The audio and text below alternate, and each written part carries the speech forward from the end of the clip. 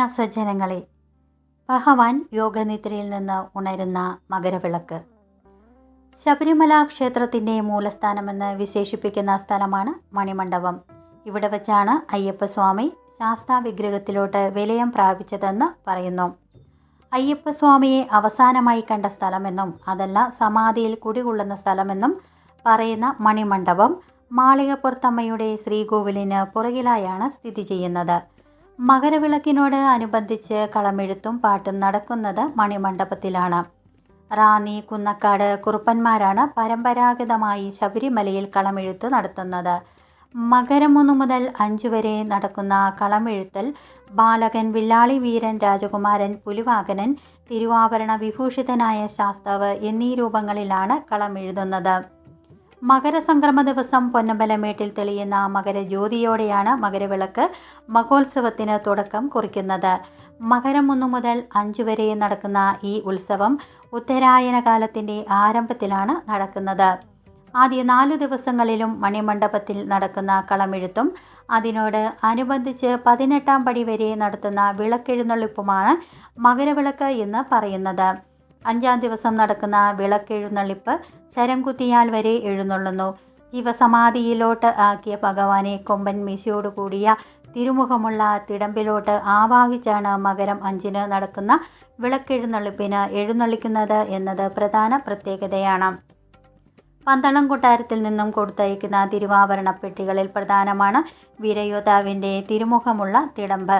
സംക്രമ ദിവസത്തെ ദീപാരാധനയ്ക്ക് മുമ്പായി തിരുവാഭരണ പെട്ടികൾ സന്നിധാനത്ത് എത്തിച്ചേരുകയും പ്രധാന ആഭരണപ്പെട്ടിയിൽ ശ്രീകോവിലിലേക്ക് മറ്റ് 2 പെട്ടികളിലായി മണിമണ്ഡപത്തിലുമാണ് വയ്ക്കുന്നത്. അഭിഷേകപ്പെട്ടിയെന്നും കൊടിപ്പെട്ടിയെന്നും അറിയപ്പെടുന്ന തിരുവാഭരണ പെട്ടികളിൽ പ്രധാനപ്പെട്ടതാണ് തലപ്പാറ മലയെയും ഉടുമ്പാറ മലയെയും പ്രതിനിധീകരിക്കുന്ന കൊടികളും കുടകളും. തലപ്പാറ മലയുടെ വിജയക്കൊടിക്ക് ചുവപ്പ് മുത്തുക്കുടയും ഉടുമ്പാറ മലയുടെ വിജയക്കൊടിക്ക് കറുത്ത മുത്തുക്കുടയുമാണ് വയ്ക്കുന്നത്. 2 കൊടികളുടെയും അകമ്പടിയോടെയാണ് അയ്യപ്പസ്വാമി ശരം കുത്തിയിലേക്ക് എഴുന്നള്ളുന്നത്. മകരവിളക്ക് മഹോത്സവത്തിൻ്റെ 5ാം ദിവസമാണ് ഇത് നടക്കുന്നത്. മണിമണ്ഡപത്തിൽ നിന്നും ഭഗവാന്റെ എഴുന്നള്ളിപ്പിന് മാളികപ്പുറത്ത് എഴുന്നള്ളിപ്പ് എന്നാണ് പറയുന്നത്. അതാണ് മാളികപ്പുറത്തമ്മയുടെ എഴുന്നള്ളിപ്പായി തെറ്റിദ്ധരിക്കപ്പെട്ടിരിക്കുന്നത്. ശരം കുത്തിയിൽ ചെന്ന് നായാട്ടുവിളി നടത്തിയ ശേഷം അയ്യപ്പസ്വാമി മണിമണ്ഡപത്തിലേക്ക് മടങ്ങുന്നു. തിരിച്ചുള്ള യാത്രയിൽ തീവെട്ടികൾ അണച്ച് വാദ്യമേളങ്ങൾ ഇല്ലാതെയാണ് പോകുന്നത്. അയ്യപ്പസ്വാമിയുടെ ശരംകുത്തിയിൽ നിന്നുള്ള എഴുന്നള്ളിപ്പിൽ ഭൂതഗണങ്ങളും മലദൈവങ്ങളും അനുഗമിക്കുന്നു എന്നാണ് വിശ്വാസം. അതുകൊണ്ടാണ് മേളങ്ങളും വിളക്കുകളും ഇല്ലാത്തത്. ശബരിമലയിലെ മകരവിളക്ക് ഉത്സവത്തിൻ്റെ സമാപനം കുറിച്ച് തൻ്റെ ഭക്തരെ യാത്രയാക്കുക എന്ന സങ്കല്പമാണ് ശരംകുത്തിയിലോട്ടുള്ള എഴുന്നള്ളിപ്പിൻ്റെ പിന്നിലുള്ളത്. അയ്യപ്പൻ തൻ്റെ ശരങ്ങളും ആയുധങ്ങളും ശരംകുത്തിയിൽ ഉപേക്ഷിച്ചിട്ടാണ് ശബരിമലയിൽ യോഗനിദ്രയിലേക്ക് പ്രവേശിച്ചത് എന്ന് ഐതിഹ്യങ്ങൾ പറയുന്നു. ശബരിമലയിൽ നടക്കുന്ന അത്യപൂർവമായ ഒരു ചടങ്ങാണ് നായാട്ടുവിളി. പത്യരൂപത്തിലുള്ള അയ്യപ്പ ചരിതമാണ് നായാട്ടുവിളി എന്ന് അറിയപ്പെടുന്നത്. ശബരിമലയിലും പെരുന്നാട്, കാക്കാട്, കോയിക്കൽ ക്ഷേത്രത്തിലും നായാട്ടുവിളി നടക്കുന്നു. ശബരിമലയിൽ ചാർത്തുന്ന തിരുവാഭരണം പുറത്തൊരു ക്ഷേത്രത്തിൽ ചാർത്തുന്നത് പെരുന്നാട്ടിലെ ശാസ്താ ക്ഷേത്രത്തിൽ മാത്രമാണ്.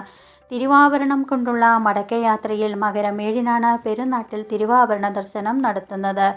ഇവിടെ നിന്നുകൊണ്ടാണ് പന്തളം രാജാവ് ശബരിമലയിൽ ക്ഷേത്രം പണിതത് എന്ന് ഐതിഹ്യങ്ങൾ പറയുന്നു. പണ്ട് മകരവിളക്ക് ഉത്സവം ആദ്യത്തെ 5 ദിവസം ശബരിമലയിലും പിന്നുള്ള 5 ദിവസം ഉത്സവം പെരുന്നാട്ടിലുമായിരുന്നു നടത്തപ്പെട്ടിരിക്കുന്നത് എന്നും പറയപ്പെടുന്നു. ഈ വീഡിയോ ഇഷ്ടമായെങ്കിൽ ലൈക്ക് ചെയ്യുവാനും ഷെയർ ചെയ്യുവാനും സബ്സ്ക്രൈബ് ചെയ്യുവാനും ശ്രമിക്കണേ. അതുപോലെ ഞാനിടുന്ന ഓരോ വീഡിയോയും നിങ്ങൾക്ക് ലഭിക്കുന്നതിനായി ബെല്ലൈക്കൻ കൂടി ഒന്ന് സ്പർശിക്കുക. ഇതിഹാസങ്ങളിലെ മറ്റൊരു വിവരങ്ങളുമായി അടുത്ത വീഡിയോയിൽ വരുവരെ നന്ദി, നമസ്കാരം.